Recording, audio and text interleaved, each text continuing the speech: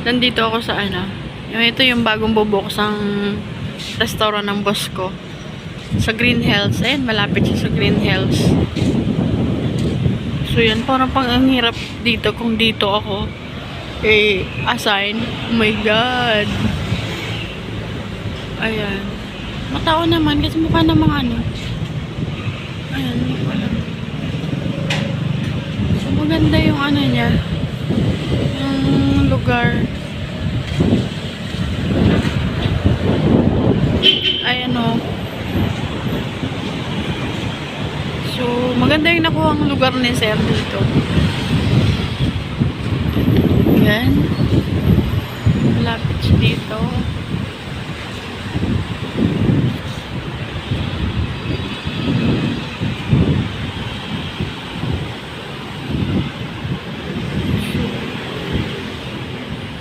Ganda ng pwesto ni Sir.